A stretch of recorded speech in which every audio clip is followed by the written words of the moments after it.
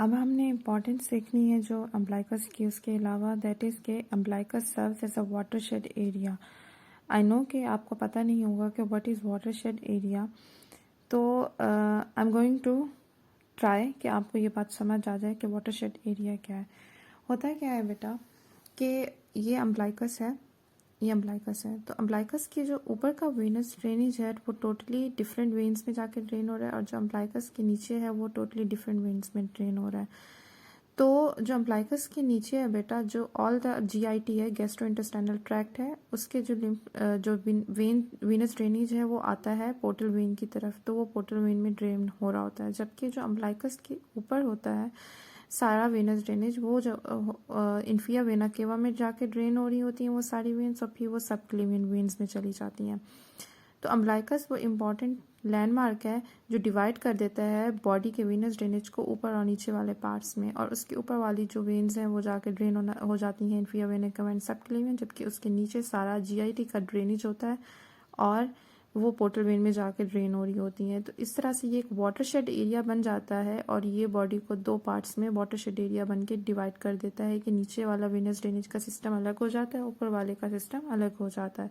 तो that's why हम कहते हैं कि अम्बलाइकस की ये इंपॉर्टेंस है कि its serve as a watershed area. अब अगली बात आ जाती है, एक इससे रिलेटेड है क्लिनिकल। उससे बोल बेटा अम्बलाइकस में जब डायलिटेशन, अम्बलाइकस के इर्द गिर्द सारी जो वेन्स हैं जब उनकी डायलिटेशन होती है, जैसे इसमें दिखा रहे हैं ये डायलिटेशन हुई है सारी वेन्स की, तो उस कंडीशन को बोलते हैं क्यूपिड मेडूसी। जो मेडूसी लफ्ज है ना, वो इस तरह ये जो अम्ब्रेला टाइप शेप है इसके लिए यूज किया जाता है।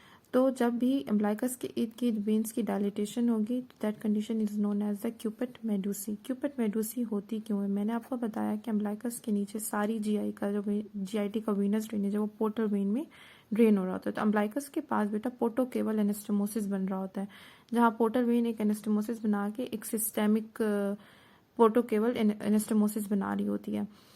तो जब ये होगा कि जो पोर्टल वेन है उसकी हाइपरटेंशन हो जाएगी, यानी कि जो सारा पोर्टल वेन हम बहुत डिटेल में पढ़ेंगे। बेसिकली पोर्टल वेन जो है वो लीवर के ऊपर, मैं आपको मॉडल के ऊपर दिखाऊंगी कहाँ है, कैसे उसमें वीनस ड्रेनेज आता है। तो जब भी पोर्टल वेन के अंदर ब्लड एक्स्ट्रा फ्लो करेगा और पोर्टल वेन का प्रेशर बढ़ जाएगा, क्योंकि एक्स्ट्रा ब्लड पोर्टल वेन में आ रहा होगा और पोर्टल वेन का प्रेशर राइज कर जाएगा, तो वो हाइपरटेंशन कहलाती है पोर्टल वेन की। एज अ रिजल्ट क्या होगा कि पोर्टल वेन वो सारा ब्लड नहीं लेगी, वो जो ऑल द वे ब्लड है वो वापस बैक फ्लो होना शुरू हो जाएगा, क्योंकि पोर्टल वेन में हाइपरटेंशन हुई हुई है।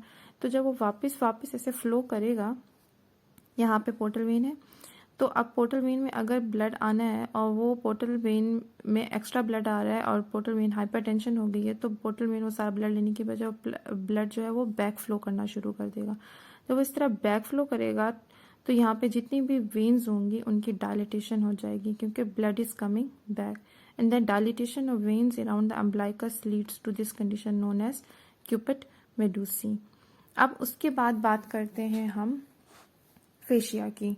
जो एंटी एब्डोमिनल वॉल की मैंने आपको लेयर पढ़ाई, पहले स्किन है, उसके बाद हमने कहा कि सुपरफिशियल फेशिया है। तो सुपरफिशियल फेशिया को मैंने कहा कि बिलो द, जो सुपरफिशियल फेशिया ना above the umbilicus it contains fat and connected tissue fibres as a single layer of tissue. तो जो अम्बलाइकस का एक और इम्पोर्टेंस क्या है कि अबव द अम्बलाइकस तो जो है सुपरफिशियल फेशिया एक ही लेयर के तौर पर चल रहा होता है, लेकिन बिलो द अम्बलाइकस क्या होता है कि it is divided into two layers.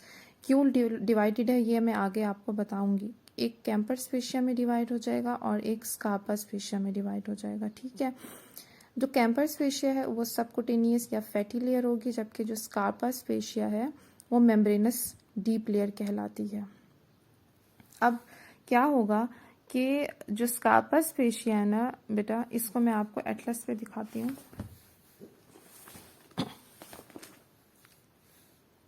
यहाँ पे हम देख सकते हैं कि ये है कैंपर्स फेशिया, स्कार्पस फेशिया। तो ये जो सारा ये अम्बलाइकस है, अम्बलाइकस के ऊपर वाला जो है मैंने कहा ये सारी फैटी लेयर एक ही जा रही है, लेकिन जब नीचे आती है तो यहाँ पे आके अम्बलाइकस के नीचे ये दो लेयर्स में डिवाइड हो जाती है, एक कैंपर्स फेशिया बन जाती है और एक स्कार्पस फेशिया बन जाती है। तो जो स्कार्पस फेशिया है उसकी अटैचमेंट मैं बताती हूँ। स्कार्पस फेशिया इस तरह नीचे जाती है और पेरिनियम तक आती है। बेटा ये वाला जो सारा एरिया है ना, ये पेरिनियम है। पेरिनियम क्या है? जहाँ पेरिनियम पेल्विस वाला पार्ट है जहाँ पे सारे जेनिटल ऑर्गन्स होते हैं, इधर इट्स फीमेल जेनिटल ऑर्गन्स और मेल जेनिटल ऑर्गन्स।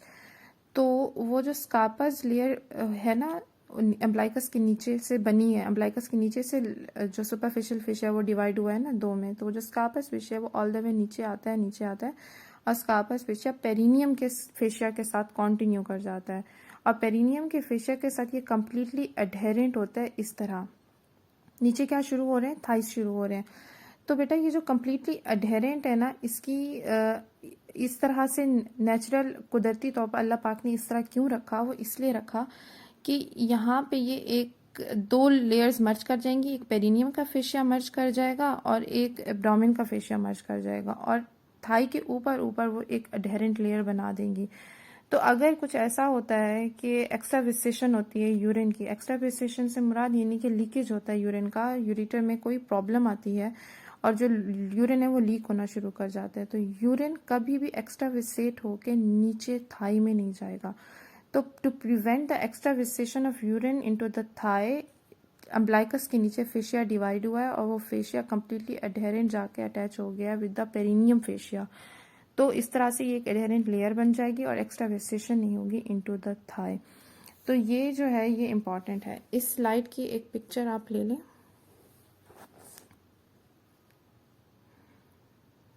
ठीक है, तो in rupture of the urethra urine can extravasate between Scarpa's fascia and the fascia of the muscles of anti-abdominal wall.